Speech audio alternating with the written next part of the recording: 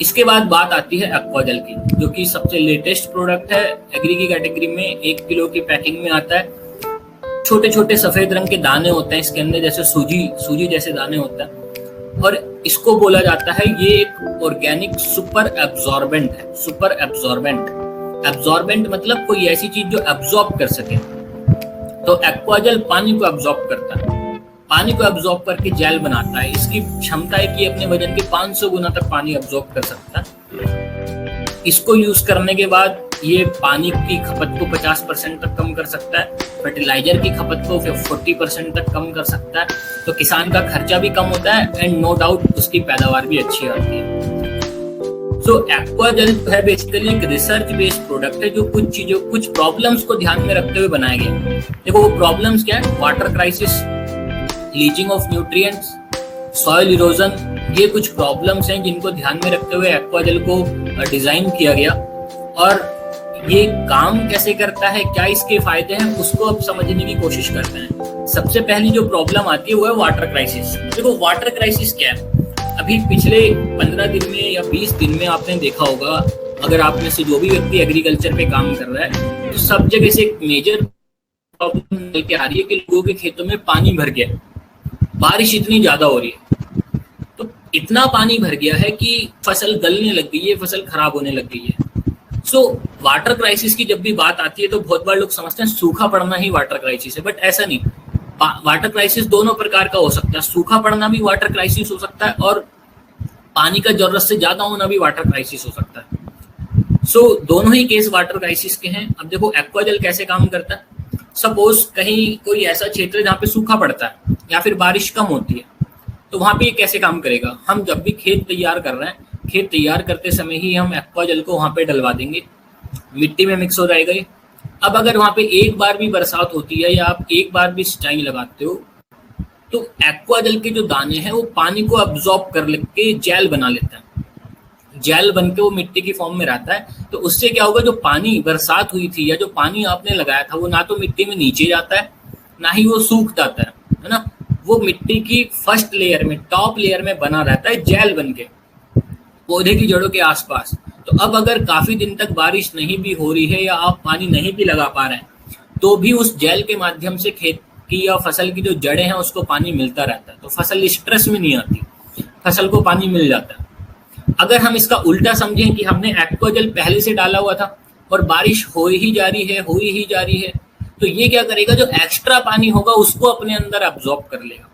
ठीक है, उसको अपने अंदर एब्जॉर्ब कर लेता है ताकि फसल ना गले, पौधे की जड़ें ना गले वहां पे, राइट। तो दोनों ही प्रकार की कंडीशन में फसल को बचा सकता है ये, चाहे सूखे पड़ने वाली कंडीशन हो, चाहे पानी अधिक वाली कंडीशन हो। पर ये चीज याद रखें, जैसे आजकल लोग पूछ रहे हैं कि सर हमारे यहाँ 1 फुट तक पानी भर गया है, अब एक्वाजल डाल लें क्या, तो ऐसे काम नहीं कर पाएगा, है ना। इसका पहले से मिट्टी में पड़ा होना जरूरी था। किसी के यहाँ 1-1 फुट तक पानी भरा हुआ है, आप सोच रहे हैं मैं ऊपर से एक्वाजल डाल दूं तो ये पानी को गायब कर देगा, नहीं, ऐसा नहीं होगा, है ना।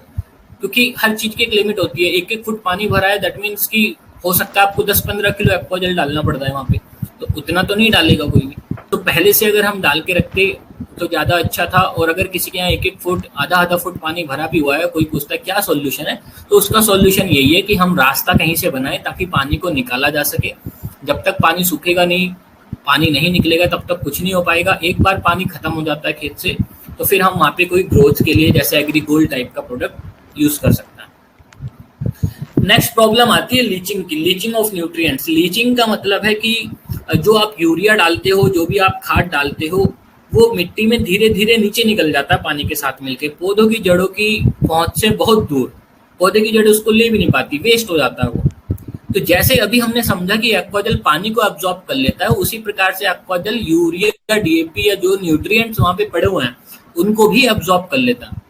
तो अब वो नीचे नहीं जाएंगे, लीचिंग नहीं होगी उनकी, वो बर्बाद नहीं होंगे, पौधे की जड़ों के आसपास बने रहेंगे। तो आपकी फर्टिलाइजर की खपत भी कम होगी और साथ में आपकी फसल स्ट्रेस में नहीं आएगी, उसकी पैदावार अच्छी आएगी।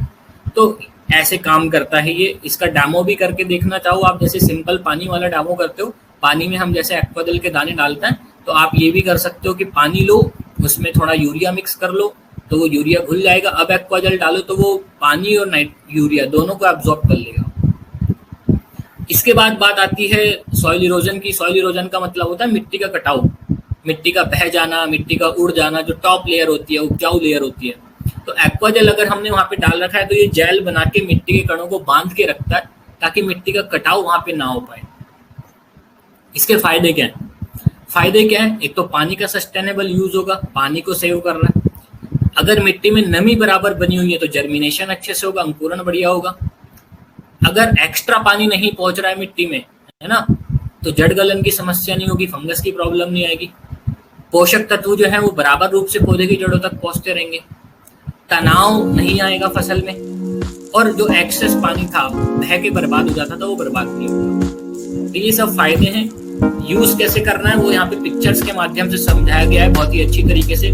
4 पिक्चर्स यहाँ पे हैं। पहली पिक्चर जो है देखो उसमें क्या बताया गया। पहली पिक्चर नंबर 1 में बताया गया है कि आप एक्वाजेल को किसी फर्टिलाइजर में मिक्स कर लें।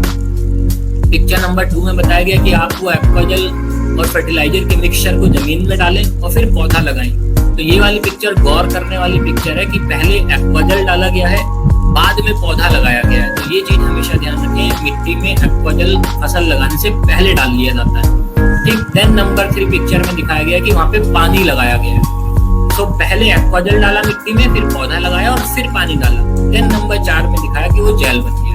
तो ये इसको डालने का तरीका है। कभी भी हम कोई फसल लगाने जा रहे हैं, शुरुआत में ही इसको प्रयोग करवा सकते हैं और इसकी मात्रा रहती है 1 से 2 किलोग्राम प्रति एकड़ के हिसाब से। और अगर किसी पौधे के या बड़े पेड़ के चारों तरफ डालना चाहते हो तो 40 से 80 ग्राम प्रति पेड़ के हिसाब से डाल सकते हो। राइट। नेक्स्ट आती है agri humic and agri humic ग्रैनुअल।